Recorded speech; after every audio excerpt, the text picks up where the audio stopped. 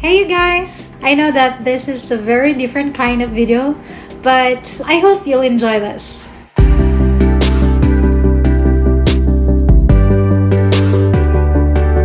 If you are following me on my Instagram account, I have this thing called 30 boss moves before I hit 30 years old.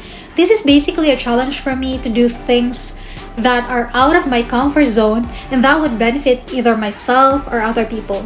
Some would call it bucket list. Well, I guess that is just the same thing. And one of the challenges that I set to myself is to conquer the highest mountain of the Philippines, which is Mount Apo.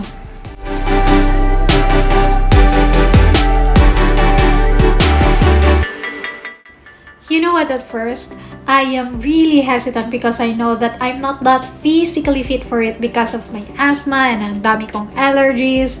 And it's my first major climb. And I have to be honest with you, bosses. Hindi ako masyadong Girl Scout and I'm not that super cowgirl. Ang dami ko talagang maisip na excuses actually. And they even laugh at me kasi marami akong mga things na hindi ko alam na ganun pala yung gagawin pag nasa bundok ka and you are trying to survive. Sure, I did experience a lot of pains and struggles there. Sure, I did doubt myself. Sure, I did think I'll just quit. But you know what? I didn't regret pushing through it. I had so many takeaways during our journey to the highest peak. Well, I guess it's nice to share it with you guys. Joshua, okay lang ka dara? Okay lang. Laban lang dara, Josh.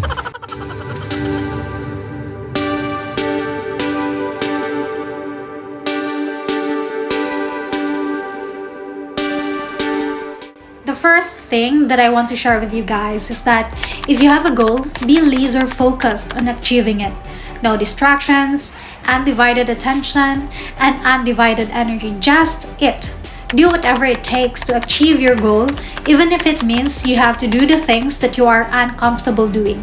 Like I would say, lahat ng ginawa ko doon, uncomfortable ako doing it.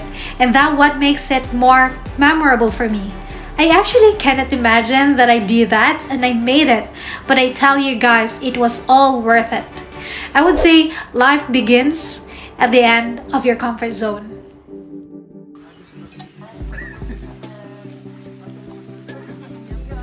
Okay, Dai. So, ano masulti, Dai? Sa itong first day? I like the trail, Charot. Yes. Me too. No sweat? Thank you, kaya wala nag-ulan. Exactly. This is Audrey. Hi. My new friend. Hangat, Besh.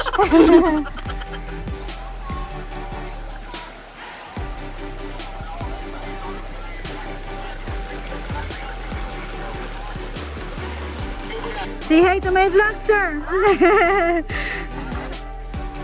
Okay. We're almost there. We survived.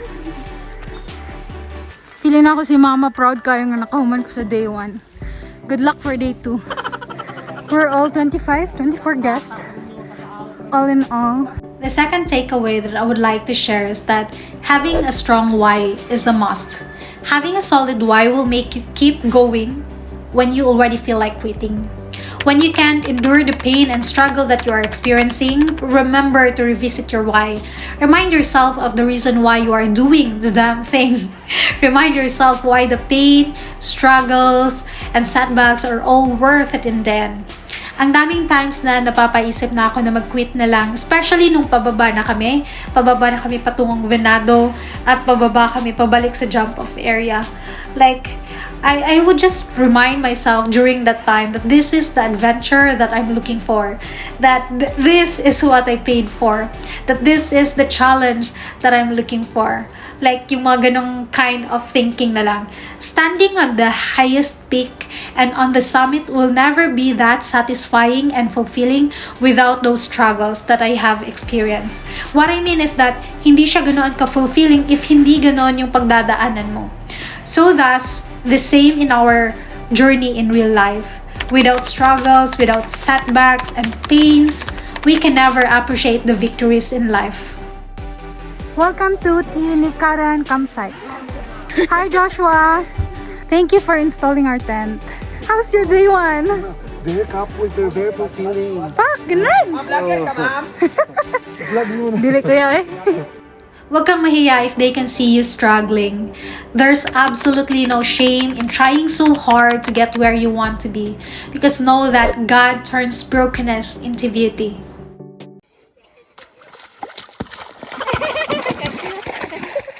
The next one is to have a strong mindset to have a strong life.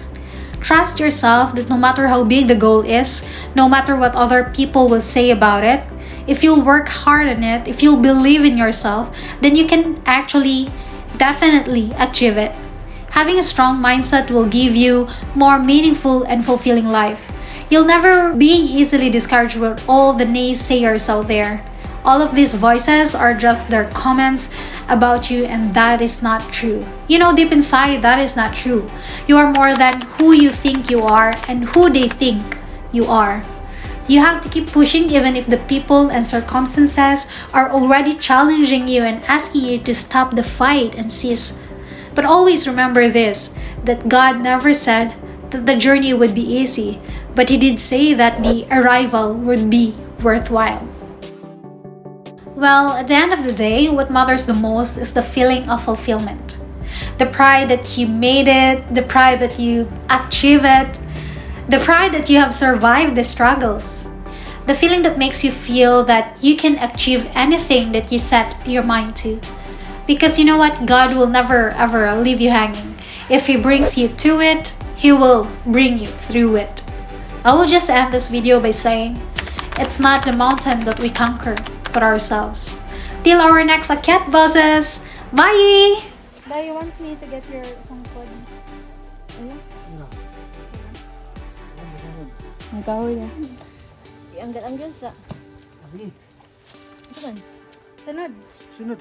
Dito lang tol. magtapok na dira. Kaya sanda. Memorize na rin niya. Ha? Yes, sulit to. Sige, abot sa diri.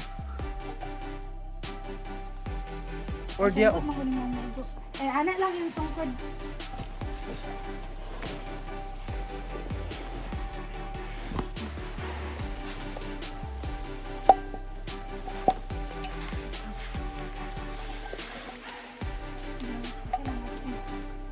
Iguhitan. Ang taas mo kumato. Diya. Diya sa. Kanya. Diya sa larko. Sa Daw. akong.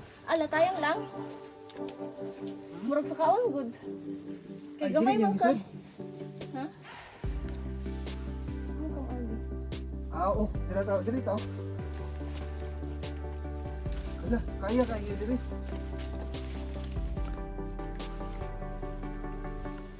Ana, Tunol na lang, tunol.